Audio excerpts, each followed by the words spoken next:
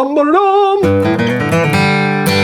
welcome to BanjoBenClark.com. You've guessed it, I am Banjo Ben, your host here on the website that teaches you how to play banjo, guitar, and mandolin. All right, this week we're starting a great series on this wonderful, it's a song that the Carter family made famous way back when. But I love this tune, Keep on the Sunny Side, because much less playing it, you can't even hardly listen to it without getting a smile on your face. And I love tunes like that. If you're watching on Facebook or YouTube, here in just a moment, I'll ask you to come over to my website, BanjoBenClark.com, where you can join as a Gold Peak member and have access to hundreds of lessons just like this one. Let me tell you what this lesson includes. We've got about a 25-minute, 30-minute video lesson where I teach you to play each one of these licks. This isn't too difficult of an arrangement. I wrote it so that those of you wanting to get into flat picking can do it. Okay, a lot of downstrokes, not a lot of the down, up stuff. Okay, so this is a great one to get into. I've got another video segment on there where I play the whole thing through for you slowly while I put the tab on the screen so you can see what it looks like when it's played slowly. Then I've got another video, a new feature I've added on the site where I talk about some different tips and keys to playing backup, like doing walks, things like that. We're going to talk about that. Then you can download the tabs, which are wonderful. There's PDF and there's tab files of the song exactly as I played it, but also there with the tabs, I've got several different speeds of guitar rhythm tracks, MP3s that you can download. And that way you can sit around and jam this one to your heart's content. All right, let's jump into the first measure of Keep on the Sunny Side. Let's learn some Keep on the Sunny Side on guitar in the key of G. I love this version. It's not very hard. It's great for those of you who are looking to get into flat picking. It's got some tricks in it, but we're going to explain all of those here now.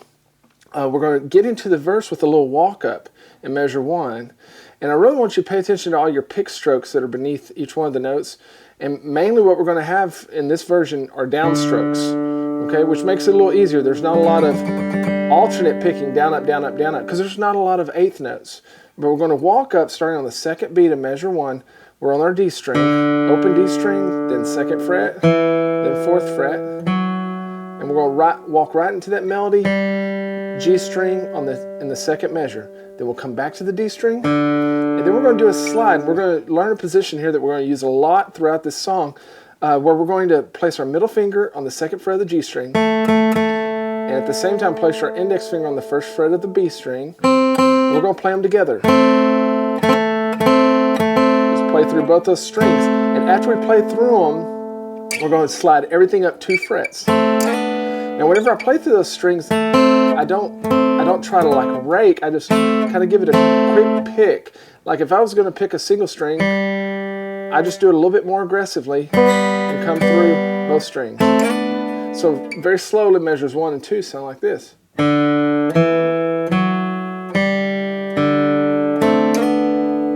It's going to hang there for a little while for the rest of measure 2. And then at the very end of measure 2, I want you to take that position, just slide it, come back down to where we started, 2 and 1. For the beginning of measure 3, we're going to play through those strings once, and then lift your middle finger to expose the open G string there, and then reach down to the D string. I'm still keeping my index finger down.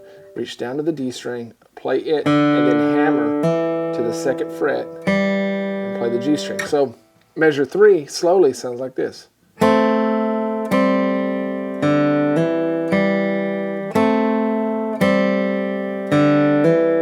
It's important that we leave our index finger down because we want that note ringing throughout this measure. Then we get to measure 4. The first half of the measure is just one note. It's not hard, just a D string, a D note, and it goes for 2 beats. And then we're going to do a partial G lick here on the 3rd beat. We're just going to start out on that A string with the downstroke, and we're going to use an upstroke here to play the 1st fret, slide up to the 2nd, another upstroke on the D string, and then land on our G string. So measure 4 sounds like this. 1, 2, 3, 4.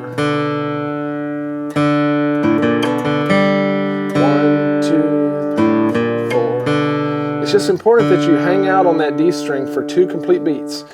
That's why it's so important to use the TEF file tabs that I have on the site here for you.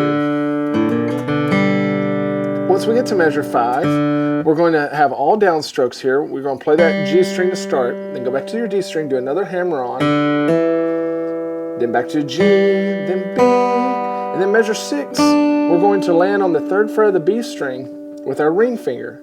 These are just quarter notes again. So we're going to play that, then back to the G string, then play that 3rd fret again. Then we're going to do a quarter note slide. So this slide, it takes the time of a quarter note. It's not a super fast. So measure 6 slowly sounds like this. Hear that counting? 1, 2, 3, 4. And that puts us right in position for measure 7, which is a little syncopated, but it's a lot of fun to play.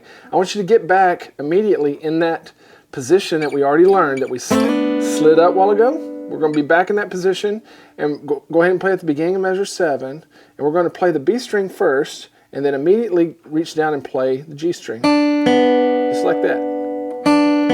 Down, up. And then we're going to rest for an 8th note, come back to the B string, and then we're going to play 5, 4. So listen slowly how measure 7 sounds.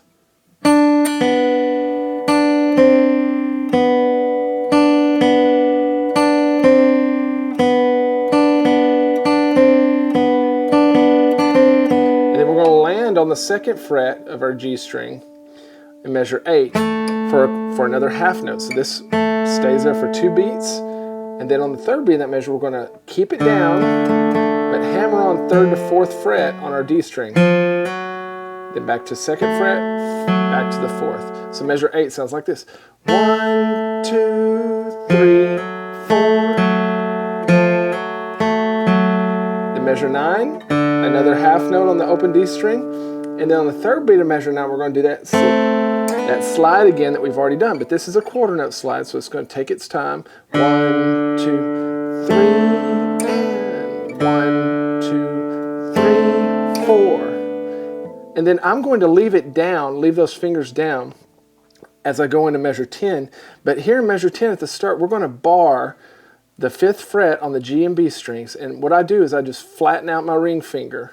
Okay, normally I want to play with a curved ring finger. This time I'm going to flatten it out and play those same 2 strings. Leave that down for 2 beats, then we're going to do our slide backwards. Okay, so measures 9 and 10 together sound like this. 1, 2, 3, 4. 1, 2, 3, 4. And once we get to measure 11,